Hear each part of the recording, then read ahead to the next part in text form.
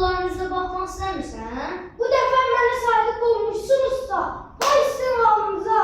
Sən Sadiqlığın şübhəsində son qidam, o bir daha gəlməyəcəkdir. Necə? Onu tapmadınız mı? Ölüsünü tapdı. Şükür sənə ilahi. Məni bir bəladan qurtardınsa işim düzəldi.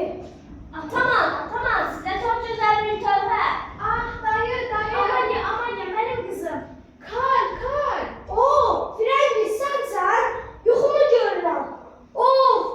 İlan, əqrəb, fəqət. Səni bura kim gətirdi? Əziz Kalim, Asiyacılı Kalim yenə mənimlədir.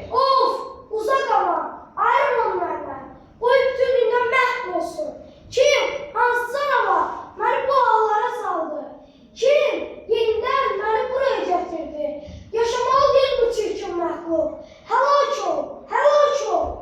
Oğlum qaçaqların başçısıdır. Oktay, dedə. Oktay sözün dedə, öləcəm axı. Sözün dedə.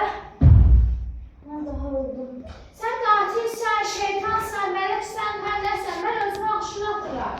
Yalan deyirsən, yalan. Sabah bu sözlərlə bir başqasının ağışına atılacaqsan. Oqdan necə bilirsən? Sözlərini söyle ya. Nə söyləyim, nə? Canım, bu belə üçün oynayır, özündən danışır. Bilmirəm, gündüzlər deyildi kitabın tərcüməsi yaxşı deyildi. Bəlkə öz bildiyi kimi oynayır. Karıl, sözlərini söylə də. Bilmirsən mən kiməm? Mənim əziz sevgili Karlım. Yox, mən Karl deyiləm. Mən 10 il bütün dünyanı gəzmiş, Sibiri dolaşmış, səbirlərin padişahıyam ki, ona bir zamanlar Oktayloğlu deyərdilər. Oqdan, biz səhnədəyik. Yox, mən artıq bu sürü həyatın içində dura bilmərəm. Mənə həqiqət gərəkdir, mən gedirəm. Dayan xain, bu hürmüşələrini unutma. Verdiğin söz əsasına sona qədər bizimlə getməzsən. Bizlərlə qurban verilmiş, Amalya da onlardan biri. Bəli, Amalya. Frengiz, neçin gəldin? Neçin dair mənim keçidlərimə çıxıb onu məhv edirsən? Mən istəyirdim ki, mən bu səbir həyatı buraxıb geri dönmək istəyirdim. Neçin yerindən mənim yolumun üzərində çıxıb onu kəsdim. Çəkil, Allah işinə çəkil. Bir daha mənim gözlərimə görünmə. Mən artıq gedib, həm də əbədilik olaraq gedirəm. Mən səbirlərin padişahı idim, indi də olacaq. Dayan, əvvəlcə mən öldüm, sonra get. Çəkil, mən öz arzularını idarə etməyə bacarmayam. Zavallı bir günün məxluqa əl açmaq istəmirəm. Mən bu kiçik intiqamlardan çox güc çəkdəyim. Ey şeytan şahidləri, siz mənə yardım edin. Başınız qavuk və yalancıdır. Yox, mən yalancı deyiləm. Mən səni sevirdim. Fəqət nə istəyirsən? Bu sürü dünyadan uzaq, parlaq bir həqiqət. Oqtay, sən nə danışırsan? Sən məni öldürməlisən. Mən artıq sözüm qalmamış. Bəli, səni öldürməliyəm.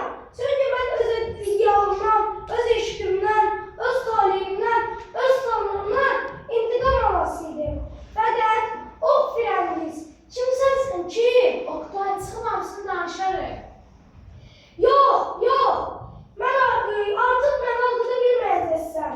Başqa bir rəngə boyanıb, tarixi geri qaytara bilməyəcəksən. Yenə yalan, yenə hər şey süni, siz həqiqəti mənə göstərin. Yox. Tökül gözlərin, tökül yerə. Madam ki həqiqəti onları bir görə bilmirsən, tökül yerə. Sən olsan, yox, sən artıq yoxsan. O indi tapılmaz, sən yoxsan. Oqtay, indi mən nə etməliyəm? Sən ölməlisən, xatırlamırsan? Bir zamanlar süni həyatında olduğunu sənə Karlın bıçağı ilə öyrənmişdim. Belə, fəqət, indi sənə doğru bir həyat öyrətməliyəm. Uzaq bu sünnilikdən, uzaq. Bir həqiqət ol, mənə bu həqiqəti anlat. Çünki mən onu öyrətməliyəm. Bax, belə. Aman, neçin. Qorxma, mən onsuz da səni bağışlayıram.